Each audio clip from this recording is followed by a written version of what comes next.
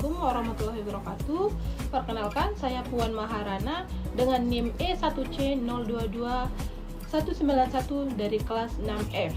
Jadi, di sini saya akan membahas materi yaitu tentang peranggapan dan entailment. Nah, peranggapan merupakan asumsi atau kepercayaan yang secara implisit terkandung dalam suatu ujaran. Nah, jadi dalam komunikasi, baik penutur maupun pendengar secara tidak sadar menerima informasi tersebut sebagai sesuatu yang benar agar makna ujaran dapat dipahami secara utuh.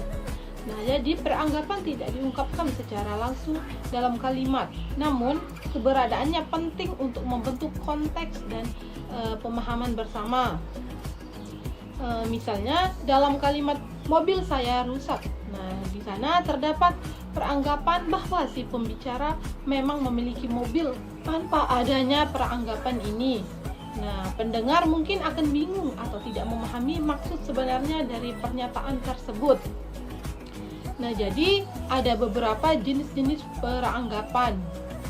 Jenis-jenis peranggapan beragam dan mencerminkan cara informasi implisit muncul dalam ujaran.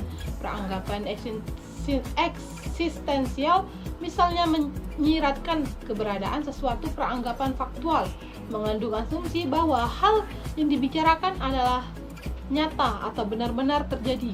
Biasanya ditandai oleh kata kerja seperti menyesal atau menyadari. Nah, jadi peranggapan leksikal dan struktural bersumber dari makna kata atau bentuk kalimat yang digunakan. Sedangkan peranggapan non-faktual dan konteks faktual mengasumsikan sesuatu yang tidak terjadi atau bertentangan dengan kenyataan. Adapun fungsi utama dari peranggapan dalam komunikasi adalah untuk menyampaikan informasi dengan lebih efisien, membangun konteks, dan menjaga koherensi antar pernyataan dalam percakapan maupun teks. Nah, sementara itu entailment. Kita di sini selanjutnya akan membahas tentang entailment, di mana entailment adalah hubungan logis antara dua proposisi di mana kebenaran dari pernyataan pertama menjamin kebenaran dari pernyataan kedua. Nah, entailment bekerja secara satu arah dan bersifat logis. Artinya, jika pernyataan pertama benar, maka pernyataan yang menjadi entailment-nya juga pasti benar. Contohnya yaitu dari kalimat Ani memiliki kucing. Nah, jadi secara logis bisa disimpulkan bahwa Ani memiliki hewan peliharaan. Hubungan seperti ini digunakan untuk menunjukkan keterikatan logis antar proposisi dalam kajian semantik.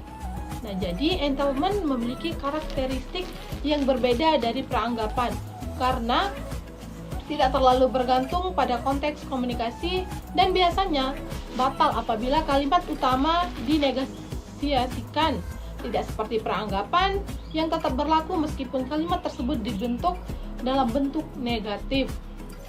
Nah, jadi terdapat perbedaan di antara keduanya. Jadi perbedaan utama antara peranggapan dan entailment terletak pada sifat dasarnya.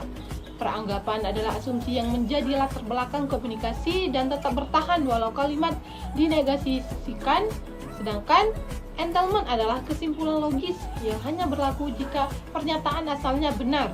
Selain itu, peranggapan sangat bergantung pada konteks yang digunakan untuk membuat pemahaman bersama. Sedangkan entailment cenderung lebih kaku dan hanya fokus pada struktur logika. Nah, meskipun demikian, keduanya memiliki peran penting dalam wacana, pembelajaran bahasa, dan dalam teknologi seperti kecerdasan buatan, dalam pemrosesan bahasa alami, dan pemahaman tentang peranggapan dan entailment menjadi kunci agar mesin dapat menafsirkan makna implisit dan membuat respon yang relevan terhadap konteks. Jadi, secara keseluruhan, kedua materi ini menunjukkan bahwa peranggapan dan entailment bukan hanya konsep teoritis dalam linguistik, tetapi juga merupakan alat penting dalam komunikasi sehari-hari. Analisis wacana, pendidikan bahasa, dan pengembangan teknologi bahasa. Keduanya membantu menjaga keefektifan dan kebermaknaan dalam pertukaran informasi. baik antar manusia maupun antara manusia dan mesin. Pemahaman yang baik tentang keduanya akan sangat berguna dalam menghindari kesalahpahaman serta meningkatkan kemampuan berpikir kritis dan analitis dalam memahami bahasa.